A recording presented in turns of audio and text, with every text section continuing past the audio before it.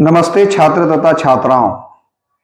आज हम उदय प्रताप सिंह द्वारा लिखित यह वह भारत वर्ष नहीं है इस कविता के बारे में सारांश रूप में विचार करने वाले हैं।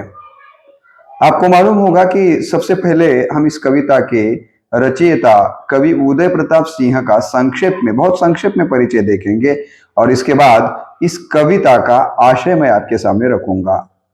उदय प्रताप सिंह जी का जन्म 1932 में उत्तर प्रदेश के मैनपुरी जिले के गड़िया गांव में हुआ है। अंग्रेजी एवं हिंदी में आपने एमए किया। उनके पिता का नाम हरि सिंह चौधरी एवं माता का नाम श्रीमती पुष्पा देवी है। श्रीमती चैतन्य देवी से विवाह के उपरांत मदन इंटर कॉलेज भोगांव और नारायण इंटर कॉलेज शिकोहाबाद में आपने 18 वर्ष तक अध्यापन का कार्य किया है। सन 1990 में लोकसभा सदस्य के रूप में मैनपुरी से निर्वाचित हुए हैं। 2 बार राज्यसभा सदस्य के रूप में उत्तर प्रदेश से चुने गए हैं। राजनीति में माहिर उदय प्रताप सिंह लेखन में भी मेधावी थे। हाई स्कूल की शिक्षा लेते समय ही छोटे छोटे छंद रचते थे। देखता कौन है यह उनका प्रथम काव्य संग्रह प्रकाशित हुआ है। 1993 ईस्वी सन में विश्व हिंदी सम्मेलन सूरीनाम में भारतीय साहित्यकारों का आपने नेतृत्व किया। वर्तमान में उत्तर प्रदेश हिंदी संस्थान के अध्यक्ष के रूप में कार्यरत है। राष्ट्रीय पिछड़ा वर्ग आयोग भारत सरकार के सदस्य के रूप में भी आपने काम किया हुआ हमें दिखाई देता है। आपके द्वारा रचित बहुत ही महत्वपूर्ण कविता है जिस कविता का नाम है यह वह भारत वर्ष नहीं है।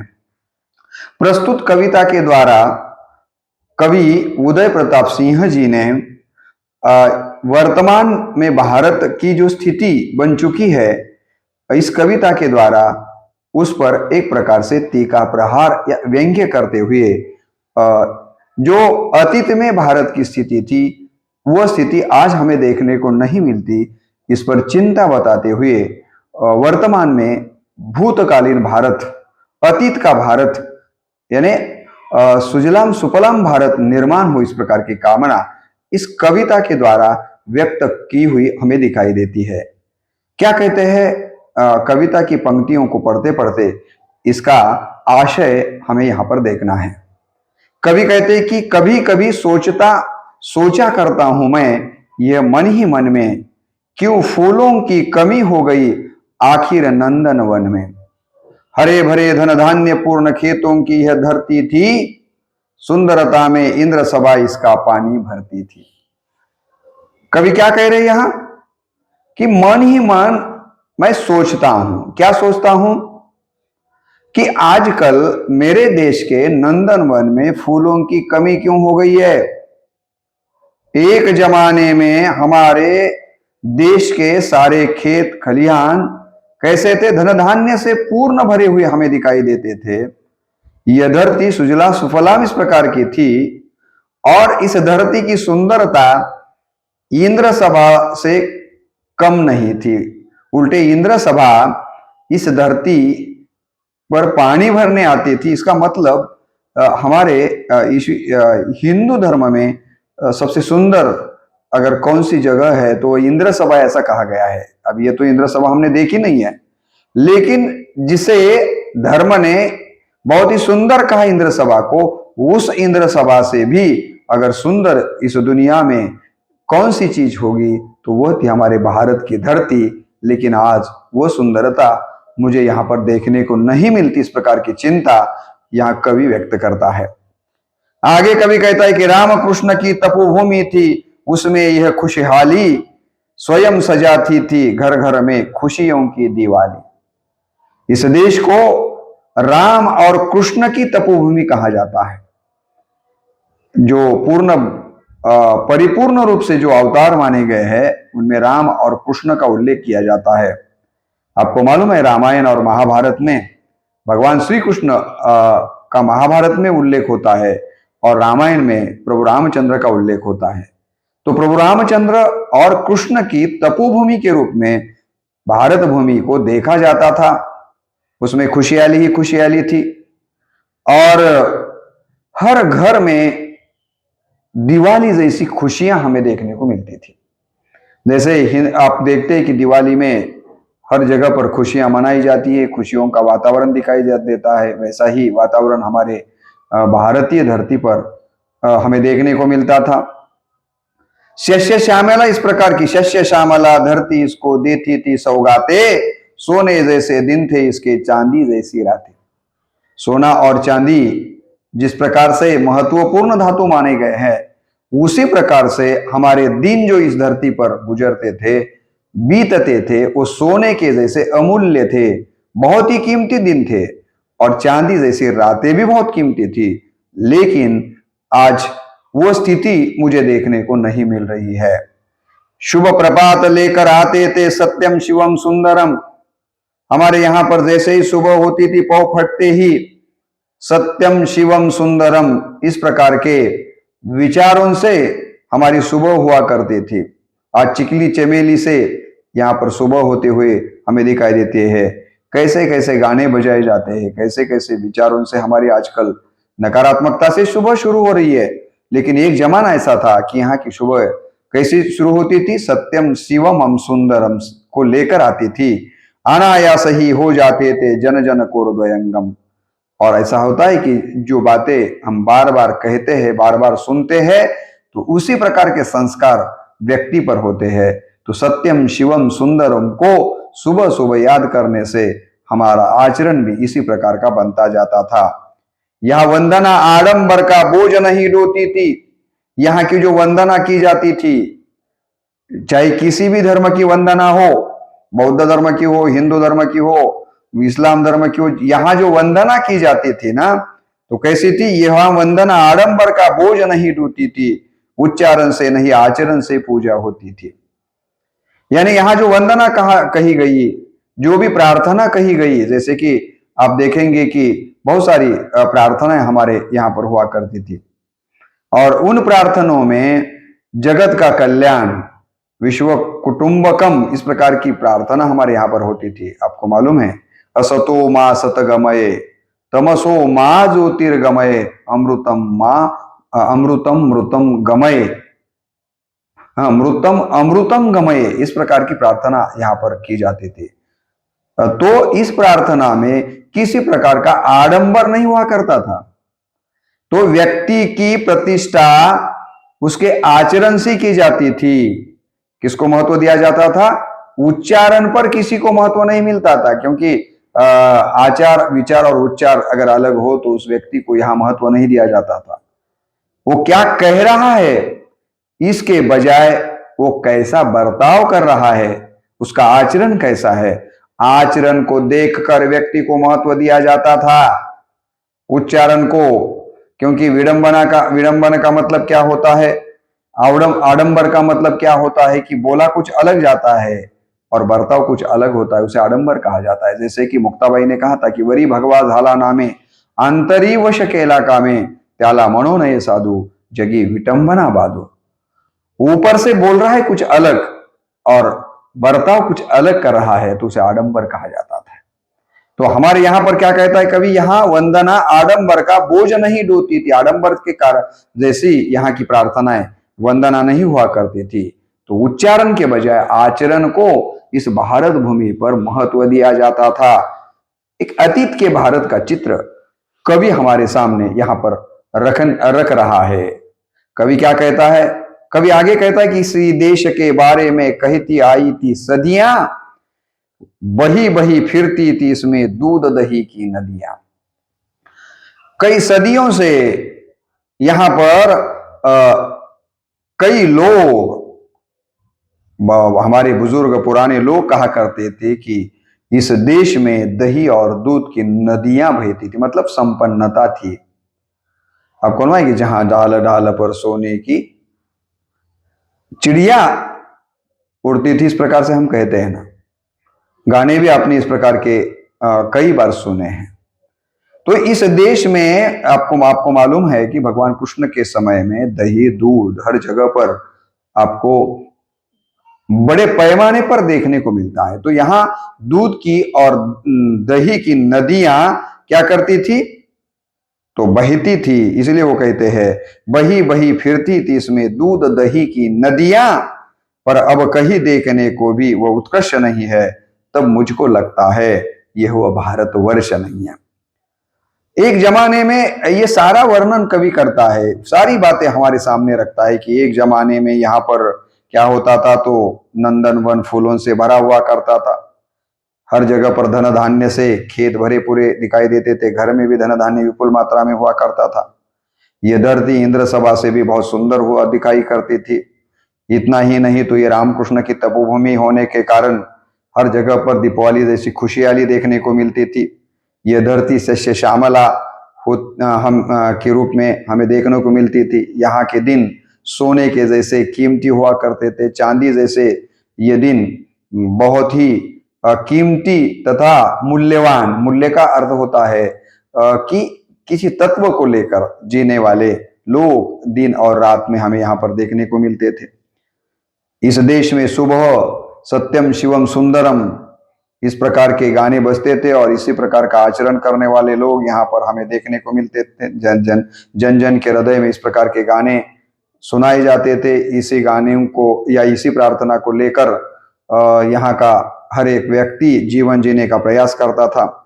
यहाँ जो भी वंदना की जाती थी, इस वंदना में किसी प्रकार का आडंबर नहीं हुआ करता था। उच्चारण के बजाय आचरण को महत्व दिया जाता था। कई सदियों से ऐसा कहा जाता था कि हमारे भारत में दूध और दही की नदियां बहते हुए नजर आती है, लेकिन ये सारी बातें आज उत्कर्ष होती हुई दिखाई नहीं दे रही है, उल्टे इसमें कमी आती हुई हमें नजर आ रही है।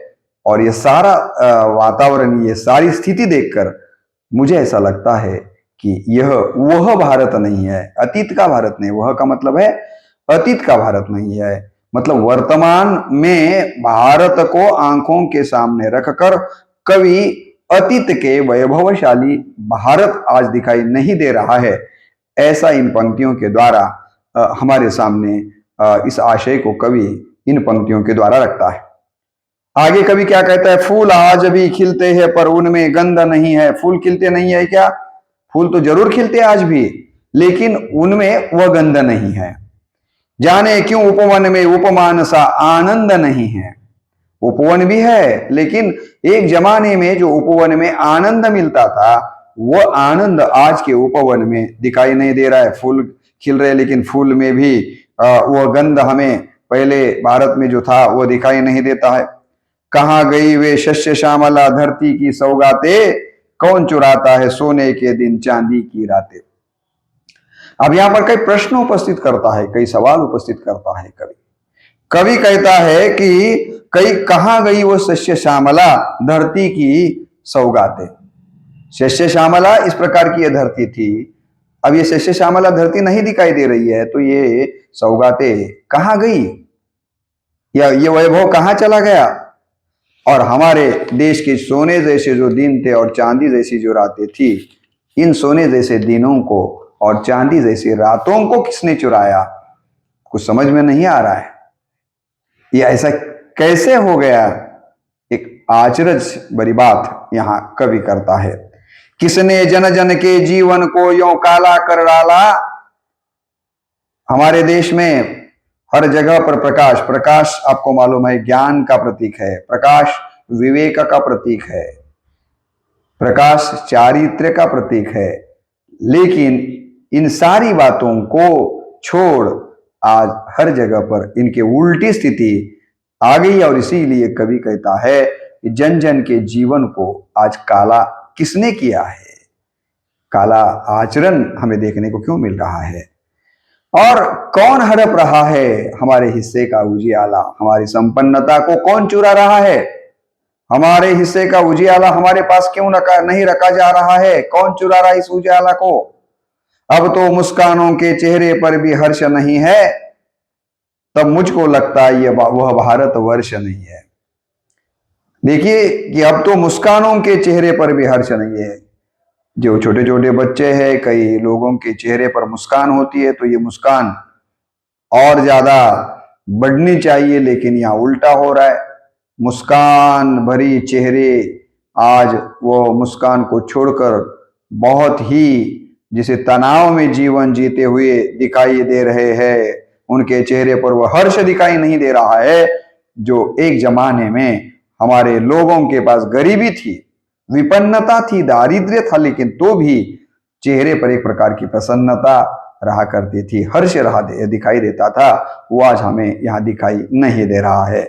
और ये सारा देखने के बाद मुझे लगता है कि वह भारत, अतीत का भारत आज मुझे यहाँ नहीं दिखाई दे रहा है। इसलिए वो कहते हैं कि यह वह भारत वर्ष नहीं है। आगे कवि क्या कहता है देखिए, और अगर यह वही देश है तो कितना है अचरज। कभी एक बार ऐसा लगता है कि क्या यह वही देश है जिसका वर्णन अभी अभी कुछ पंक्तियों के द्वारा कवि ने किया, और अगर वही यह देश है तो आश्चर्य करने वाली, अचरज करने वाली बात है, क्योंकि यहां तो त्याग के उदाहरण के रूप में दधीची जैसे ऋषियों के उदाहरण दिया करते थे। आपको मालूम है राजा हरिश्चंद्र का सत्य के रूप में नाम लिया जाता था। तो यहाँ की परंपरा, भारत की परंपरा बहुत बड़ी है। दधीची त्याग का प्रतीक है। आपको मालूम है कि इनका बहुत बड़ा इतिहास है, उनकी कथा ही आपने सुनी होगी। ऐसे एक बड़ी परंपरा, दधीची की परंपरा इस देश को मिली हुई है। उसी देश के, उसी दधीची के वंशज की हड्डियों को यहाँ पर चूसा जा रहा है। जिनके पूर्वजनों ने जीवन सदा धरोहर माना, औरों के खातिर मरना था जीने का पैमाना। इस देश की परंपरा ये रही है, इस देश का आज तक का इतिहास भी इस प्रकार का रहा है कि इस देश के पूर्वजों ने दूसरों के काम आने में ही अपना सौभाग्य माना है, औरों के खातिर मरने में ही स्वयं को बहुत ही भाग्यवान समझा है। लेकिन आज ये स्थिति दिखाई नहीं देती। दूसरों के लिए कुछ करना चाहिए, इस प्रकार का विचार करने वाले लोग, परंपरा तो बहुत बड़ी है, लेकिन उस परंपरा को आगे लेकर जाने वाले लोग इस भारत देश में आज देखने को नहीं मिल रहे हैं। कैसे उनके ही संतानों ने पाया कैसा रूप घिनौना। हम तो उनके ही संतान है ना, दधीची हो या बड़े बड़े महाभारत में, रामायण में बहुत बड़े वंशज बताए गए हैं, गौतम बुद्ध हो, महावीर हो, कितने बड़े बड़े लोग हमारे इस धरती पर होकर चले गए और उनके हम संतान हैं। लेकिन हमने किस प्रकार का घिनौना रूप आज प्राप्त किया है, ये देखकर कवि को बहुत ही चिंता लगने लगती है। और आजकल लोग तो लाशों की मजबूरी से भी कमा रहे हैं सोना। मरने के बाद, आपको मालूम है, मैंने एक वीडियो में बताया था कि किसी को मरने के बाद कफन तक नहीं मिलता। कईयों के पांव के नीचे बिछते हैं गालीचे, तो किसी को मरने के बाद कफन तक नहीं मिलता। यह अर्थवैषम्य, संवैधानिक मूल्य यहाँ पर बहुत ही अच्छी तरह से बताए गए संविधान में, लेकिन उन मूल्यों के अनुसार इस देश में आचरण न होने के कारण लाशों से भी सोना कमाया जा रहा है। तो कितना स्वार्थ पनपा हुआ आज के भारत में कवि को दिखाई देता है, और इसीलिए कवि को बहुत ही चिंता होती है ऐसे अवस्था को देखकर। महावीर के उपदेशों का यह निष्कर्ष निकाला। महावीर जैन धर्म के, आपको मालूम है कि उन्होंने कितना सुंदर यहाँ पर हमें संदेश दिया था, हिंसा मत करो, अहिंसा का मार्ग, अहिंसा के मार्ग पर चलने की बात उन्होंने भी कही। महात्मा गौतम बुद्ध ने भी अहिंसा को महत्व दिया। मनुष्य को मनुष्य के साथ मनुष्य के जैसा व्यवहार करना चाहिए। केवल मनुष्य के साथ ही नहीं, सारे भूत मात्रों के साथ बहुत ही शालीन और बहुत अच्छा व्यवहार करना चाहिए। प्रज्ञाशील करुणा, ये वाली बातें गौतम बुद्ध जी ने कही। लेकिन उस महावीर के, उस गौतम बुद्ध के विचारों को हमने क्या किया, तो एकदम उनके उल्टे। उन्होंने अहिंसा के बारे में कहा तो हम हिंसा करने लगे। उन्होंने शील की बात कही तो शील को हमने छोड़ दिया। तो महावीर और बुद्ध जैसे महामानवों ने यहाँ पर जो भी विचार दिए, उन विचारों के अनुसार उनके वंशज होने के नाते हमें बर्ताव करना चाहिए, लेकिन हम ऐसा न करते हुए उल्टा, उनके विचारों के एकदम उल्टा आचरण हमारे द्वारा किया जा रहा है। इस बात का बहुत दुख होता है कवि को, और इसलिए वो ये कहते, घर घर उनके चित्र टंगे हैं पर आदर्श नहीं है, तब मुझको लगता है ये भारतवर्ष नहीं है। हम बहुत ही भारतीय लोग चालाक है कि महापुरुषों के, जिनको हम ईश्वर मानते हैं, उनकी बड़ी बड़ी तस्वीरें हमारे घर में लगाते हैं और उसी तस्वीर के नीचे बैठकर उनके विचारों के विपरीत आचरण करते हैं। तो ये एक प्रकार का विडंबन है कि नहीं, एक प्रकार का आडंबर है। और इस बात का कवि को संवेदनशील मन होने के कारण दुख होता है, चिंता होती है, और इसी कारण इस प्रकार के प्रश्न कवि यहाँ पर उपस्थित करता है। खींच रहा है द्रुपद सुता का अब भी चिर दुशासन। इस देश की स्त्रियों की स्थिति क्या है? महाभारत में आपने देखा कि द्रौपदी का वस्त्रहरण दुशासन और दुर्योधन ने किया, इस प्रकार की आपने कथा सुनी है। और वो कहाँ हुआ है? तो भरे राज सिंहासन में, राजा के सामने धृतराष्ट्र राजा सिंहासन पर बैठा हुआ है और उसकी भरे सभा में दुशासन द्रौपदी का वस्त्रहरण कर रहा है दुर्योधन के कहने पर। और इसका धिक्कार किया हमारी संस्कृति ने उस समय। लेकिन आज क्या स्थिति है? तो देखिए, कवि कहता है, खींच रहा है द्रुपद सुता का अब भी चिर दुशासन, और पूर्ववत देख रहा है अंधा राज सिंहासन। पर तब से अब के भारत में एक बड़ा अंतर है, इस युग के काना को दुर्योधन के धन का डर है। आज भी सत्ता पर बैठे वाले सत्ताधीश स्त्रियों के साथ जो अन्याय अत्याचार किया जा रहा है, उसे बस अंधा होकर ही देख रहे हैं। आज के और उस समय के वातावरण में कोई फर्क हुआ है ऐसा नहीं दिखाई देता। उल्टे फर्क हुआ है तो कौन सा हुआ है?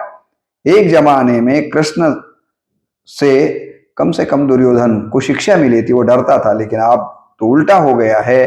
काना ही, कृष्ण ही दुर्योधन के धन से डर रहा है। मतलब मराठी में अगर हम ऐसा कहे तो पतिव्रतेच्या गळ्यात धोंडा आणि वेश्येला मणिहार रे, सत्य को लकवा मार गया है, ऐसी कविता हिंदी में थी ना। इसी प्रकार की एकदम उल्टी स्थिति यहां हमें को देखने को मिल रही है।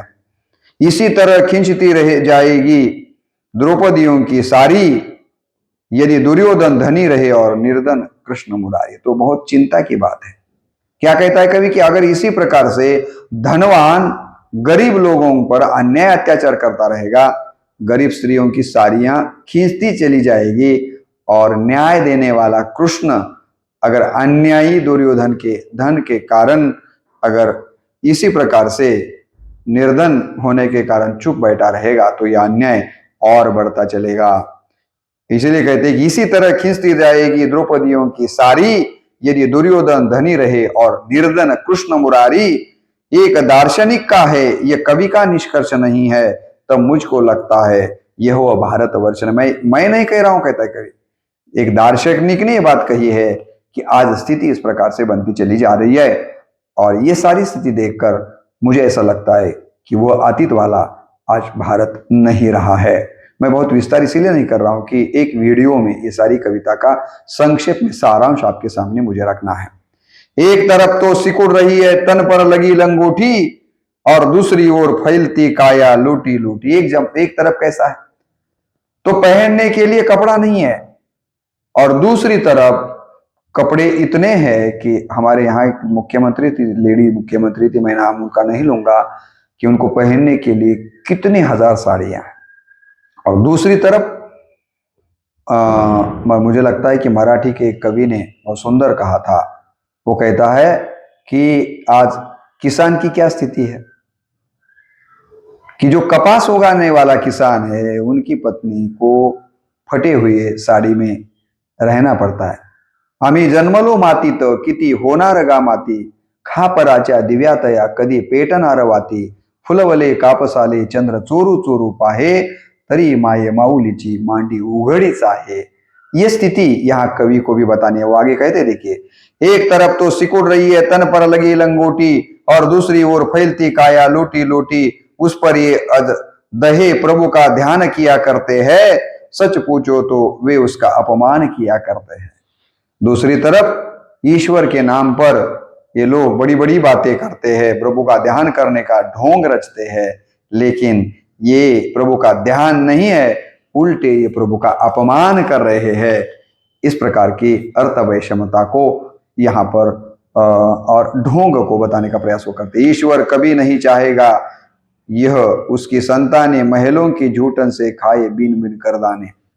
कौन सा ईश्वर ऐसा होगा कि जिस ईश्वर ने सारे लोगों को, अगर उनकी अगर संतानें ये सारे लोग है, तो एक महलों में मजा करे, महलों में उनके पास इतना अनाज है कि जूटन में वो रास्ते पर फेंक देते हैं, और दूसरी ओर रास्ते का भिखमंगा या गरीब आदमी उसी जूटन को क्या कर रहा है, दाने दाने बुनकर खा रहा है। तो कौन सा ईश्वर अपने एक संतान को इतने वैभवशाली देखे और दूसरे को इस प्रकार का बहुत ही जूटन खाने वाला देखे, तो ईश्वर को अच्छा नहीं लगेगा। अगर ऐसा देखना ही ईश्वर को अच्छा लगता है तो कभी कहता है आगे, और अगर चाहे तो ऐसा ईश्वर मान्य नहीं है।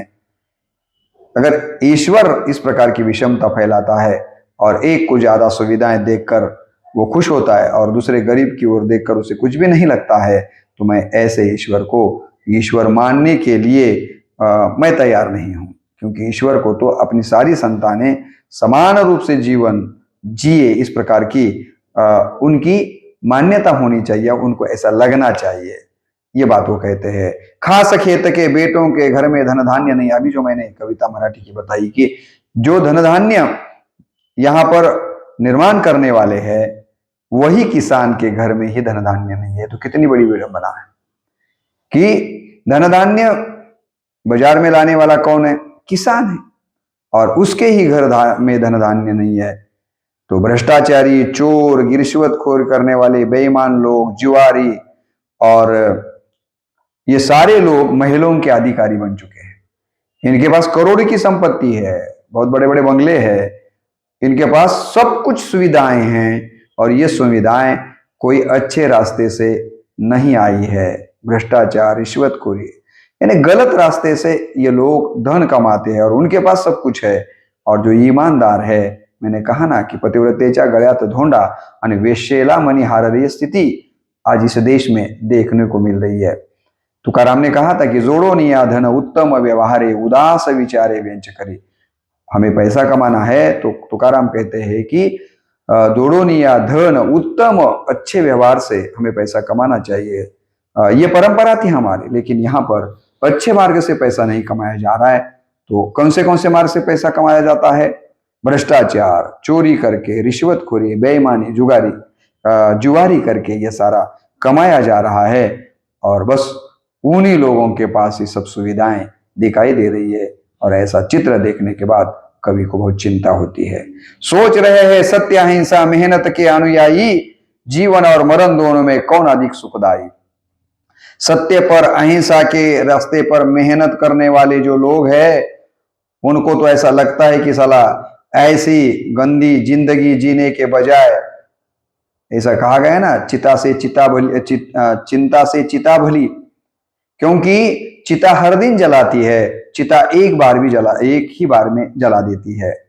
तो जो सत्य पर चलने वाले लोग हैं, जो अहिंसा पर चलने वाले लोग हैं, जो मेहनत करके कमाने वाले लोग हैं, या बुद्ध महावीर जैसे सत्य, अहिंसा, मेहनत करके आगे बढ़ो, ऐसा इन अनुयायियों ने सोचकर जो रास्ते पर चलते हैं, ऐसे अनुयायियों को आज ऐसा लगने लगा है, क्या लगने लगा है कि जीवन और मरण दोनों में कौन अधिक सुखदायी है। तो उनको तो ऐसा लगता है कि ऐसा कष्टप्रद जीवन जीने के बजाय मरना ही अच्छा है। क्या जीना चाहिए? इस प्रकार की दुविधा में वह जीवन जी रहे हैं। बुनकर जीवन भर में अपना कफन नहीं बुन पाते, जैसे नंगे पैदा होते वैसे ही मर जाते।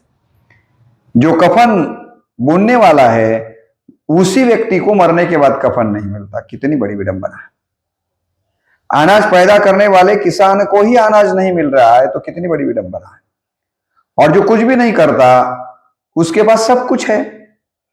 तो ये अर्थवैषम्य देखकर किसी भी संवेदनशील व्यक्ति के मन को कष्ट होना स्वाभाविक है। उदय प्रताप जी भी इसी प्रकार के कवि संवेदनशील होता है, और इसीलिए उसे ऐसा लगता है कि जो कष्ट करने वाले हैं वो तो नंगे पैदा होते हैं और मरते भी नंगे ही पन में ही मर जाते हैं। वो कहते हैं कि जैसे नंगे पैदा होते वैसे ही मर जाते हैं। और चोर, मैंने अभी कहा ना आपको कि सत्य को लकवा मार गया है, सच्चाई पर चढ़ने वाला सत्य क्या हो गया, अपाहिज होकर किसी कोने में टुकु टुकु देख रहा है, और झूठा विमान में बैठकर सारी दुनिया की सफर करता नजर आ रहा है। ये कोई अच्छा चित्र नहीं है, और इसी कारण तो कवि को लग रहा है कि यह हुआ भारतवर्ष नहीं है। क्या कहता है देखिए, रग रग दुखती है समाज की कब तक कहें कहानी, लगता है अब नहीं रहा है किसी के आंखों में पानी। और एक बात ध्यान में रखिए कि मनुष्य के जीवन से संवेदनशीलता समाप्त होते नजर आ रही है। ये बहुत ही दुखदायक बात है।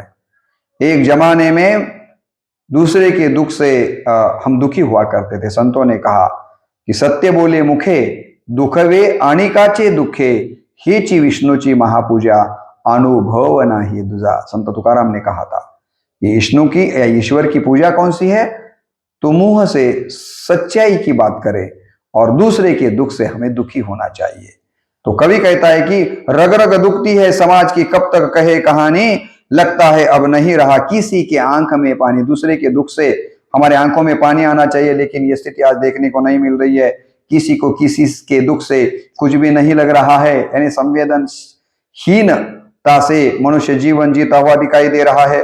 किसी देश में जब ऐसी बेशर्मी घर कर जाए, जब उसके जन जन की आंखों का पानी मर जाए, बहुत ही दुख की बात है कि जिस देश के लोग क्या कहते हो कि ऐसे बेशर्मी का जीवन जिए कि हमारे आंखों के सामने कोई गरीब मर रहा है, कोई गरीब भूखा पड़ा हुआ है, और उसकी ओर देखकर हमें कुछ भी नहीं लग रहा है, हमारे आंखों में आंसू भी नहीं आ रहे, हमें उससे कुछ लेन देन नहीं है। तो ऐसा बेशर्मी का जीवन जीना इंसानियत के नाते, हमारे देश की परंपरा के नाते ठीक नहीं है। देश के व्यक्तियों के आंखों का पानी मर जाने का मतलब ये संवेदनशीलता समाप्त हो जाना, ये उस देश के लिए खतरे की घंटा है। ये कोई अच्छी बात नहीं है।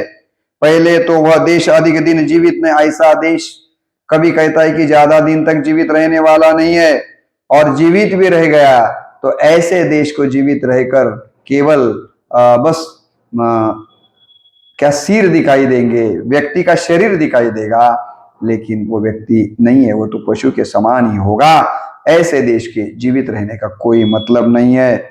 इसलिए पहले तो वह देश अधिक दिन जीवित नहीं रहेगा, और रह गया भी तो उसको जीवित कौन कहेगा। इसलिए कहता हूं साथी अपने होश संभालो, बुद्धिजीवियों कवियों कोई ऐसी युक्ति निकालो। क्या कहते हैं कि इसलिए कहता हूं, बहुत ही अंतकरण से कवि कह रहा है कि हे मेरे साथियों, सारा समाप्त होने के पहले ही होश में आ जाओ। पानी आंखों का मर जाना, संवेदनशीलता समाप्त हो जाना, यह बहुत ही इंसानियत के लिए, इंसान के लिए बहुत ही दर्दनाक बात है। और इस बात को हमारे कवियों को, बुद्धिजीवियों को समय पर समझ लेना चाहिए, और इस पर कोई उपाय निकाल सकते हैं तो निकालना चाहिए। अगर ऐसा नहीं करेंगे तो ये बहुत मुश्किल होगा। ऐसा कवि को बहुत बड़ी चिंता लगती है। हरा भरा दिखने लग जाए फिर से यह नंदनवन। अंत में कवि कितने भी ये सारी निराशा की स्थिति देखे, लेकिन कवि के अंतकरण में कहीं ना कहीं तो आशावाद भी है। कवि कहता है, अंत में कवि कहता है कि हरा भरा दिखने लग जाए फिर से यह नंदनवन। मुझे आशा है कि ये जो हमारा नंदनवन एक जमाने में हरा भरा हुआ करता था, अब हरा भरा नहीं है, लेकिन मेरा सपना है, मेरी इच्छा है कि वो हरा भरा दिखाई दे। वनवासी श्रम को मिल जाए फिर से राज सिंहासन। आपको मालूम है कि प्रभु श्री रामचंद्र वनवास में गए, और बाद में वनवासी के बाद भी उनके चरित्र को देखकर दोबारा उनको सिंहासन मिला था। इस देश के कष्ट करने वाले लोगों को सच्चाई के रास्ते पर, अहिंसा के रास्ते पर चलने वाले श्रम करने वाले लोगों को दोबारा इस देश की सत्ता प्राप्त होनी चाहिए, न कि भ्रष्टाचारियों को, चोरी करने वालों को सिंहासन मिलना चाहिए। शस्य श्यामला धरती उगले फिर से ये सौगाती, सोने जैसे दिन हो जाए चांदी जैसे रातें। दोबारा ये धरती शस्य श्यामला बन जाए और इस धरती के दिन जो है पहले जैसे सोने के बन जाए और रातें चांदी की जैसी बन जाए। इस प्रकार की अपेक्षा यहाँ पर कवि कर रहा है। कवि अपेक्षा कर रहा है मतलब केवल सपने नहीं देख रहा है, तो इस धरती पर रहने वाले, भारतीय धरती पर रहने वाले आप सभीयों से, मुझसे वो अपेक्षा कर रहे हैं। विशेषतः युवाओं से ये अपेक्षा की जा रही है कि इस देश को अतीत के दिन लाने के लिए हमें प्रयास करना जरूरी है, जिससे कोई ये न कहे हम में उत्कर्ष नहीं है, जिससे कोई ये न कहे यह भारतवर्ष नहीं है। अगर ऐसा हम नहीं करेंगे तो फिर हमारा उत्कर्ष नहीं होगा और लोग कहने लगेंगे कि अरे भारत के लोग तो उत्कर्ष करने वाले नहीं हैं। परंपरा को लेकर और विषमता को लेकर ही लोग जीते रहते हैं, स्वयं के बारे में ही सोचते हैं, अन्य लोगों के बारे में ये नहीं सोचते। और अन्य लोगों के बारे में न सोचने वाला वह देश उत्कर्ष नहीं कर सकता। इसीलिए हमारे देश को अगर उत्कर्ष करना है और हमारे देश को अगर अतीत का संपन्न भारत बनाना है तो फिर हमें बुद्धिजीवियों को, कवियों को इस प्रकार की स्थिति लाने के लिए कुछ लिखना चाहिए। इस प्रकार की ऐसी स्थिति में ऐसे ही विचारों को लेकर बात करनी चाहिए और ऐसे ही विचारों वाले लोगों का समुदाय बनाना चाहिए, ताकि हम अतीत का एक संपन्न भारत, एक समृद्ध भारत, विषमता रहित भारत, संवेदनशीलता को लेकर जीने वाला भारत बना सके। अगर ऐसा हम करेंगे तो ही इस देश को जो हम सपने देख रहे विश्व गुरु बनने के, तो वो सपने हम पूरे कर सकेंगे। अगर इस प्रकार का कार्य नहीं करेंगे तो आडंबर होगा कि हम बातें तो बड़ी बड़ी करते हैं। अभी इसके पहले उन्होंने कहा ना कि उच्चारण तो बहुत बड़ा बड़ा किया जाता है, लेकिन आचरण एकदम उसके उल्टा होता है। अगर कितना भी हम उच्चारण बड़ा बड़ा करते रहे और आचरण अगर उसके विपरीत करते रहेंगे तो किसी भी व्यक्ति की, परिवार की या देश की उन्नति नहीं हो सकती। तो आचार, विचार और उच्चार में हम समन्वय लाए, हम संवेदनशीलता को कभी भी कम न होने दे, हमारे आंखों का पानी कम न होने दे। बहुत महत्वपूर्ण बात कवि इस कविता में कहता है कि आंखों का पानी कम होना इंसानियत का मर जाना ही है, और इंसानियत का मर जाना किसी भी राष्ट्र के लिए धोखादायक होता है। ये मुझे लगता है कि विनाश की घंटा होती है और कवि को इस बात का बहुत बड़ा दुख है, चिंता है कि आज मेरे देश के व्यक्ति की आंखों का पानी समाप्त हो रहा है। तो ये ऐसा नहीं होना चाहिए। तो हमारे हर एक के मन में सारे जहां से हच्चा हिंदोसता हमारे, और यहाँ जो धर्म के, जाति के, अलग अलग प्रकार के, सांप्रदाय के, भाषा के आधार पर हम भेदभाव कर रहे हैं, इन्हें समाप्त करना चाहिए। और मुझे लगता है कि शाहिर लुधियानवी की ही रचना होगी कि तू हिंदू बनेगा न मुसलमान बनेगा, तू हिंदू बनेगा न मुसलमान बनेगा, इंसान की औलाद है इंसान बनेगा, इंसान की औलाद है इंसान बनेगा। तो इसी प्रकार का विचार हमें करना चाहिए। राष्ट्रो सर्वोपरि, हम राष्ट्र हमें क्या देता है इसके बजाय हम राष्ट्र के को क्या देते हैं, इस प्रकार विचार करते हुए अगर हम सत्य को, अहिंसा को, परिश्रम को, है कि नहीं, सच्चाई को महत्व देकर अगर मार्गक्रमण करते रहेंगे और हमारे आंखों का पानी कम होने नहीं देंगे, इस प्रकार के अगर युवा पीढ़ी इस देश में निर्माण होगी तो निश्चित रूप से भारत का भविष्य उज्जवल होगा। और इस प्रकार का विचार अगर हम न करते हुए केवल मेरे बारे में, मेरे परिवार के बारे में ही, कैसे भी रास्ते से क्यों ना आए लेकिन लक्ष्मी धन मेरे घर आ जाए, इस प्रकार का अगर विचार करते रहेंगे तो एक न एक दिन ये देश के लिए खतरे की घंटा होगी। तो इस खतरे के घंटा से बाहर निकलने के लिए बस आपको सचेत करने का काम इस कविता के द्वारा उदय प्रताप सिंह जी ने किया है। समय को ध्यान में रखकर इससे ज़्यादा विस्तार न करते हुए बस जितना हो सके उतना मैंने इस वीडियो के द्वारा इस कविता का आशय आपके सामने रखा है। पूरी पाठ्यक्रम की स्वामी रामानंद विश्वविद्यालय नांदेड़ के एसएल के लिए यानी सेकंड लैंग्वेज हिंदी के लिए, द्वितीय भाषा हिंदी के लिए जितनी भी कहानियाँ और कविताएं पाठ्यक्रम में रखी गई है, उन सारी कहानियों पर और कविताओं पर इसी प्रकार का एक एक वीडियो मैं आपके पास भेजने वाला हूँ। अगर आप इसे देखना चाहते हैं, सुनना चाहते हैं, तो मेरा अंग्रेजी में जो रामकृष्ण बदने यूट्यूब चैनल है उस चैनल को सब्सक्राइब करिए और इसी प्रकार की कविताएं और कहानियों को सुनिए। और इसमें अगर आप कुछ लगे तो कमेंट बॉक्स में आप अपनी प्रतिक्रिया को व्यक्त करें। बस इसी प्रकार की अपेक्षा व्यक्त करते हुए आज हम यहीं रुकते हैं। नमस्कार।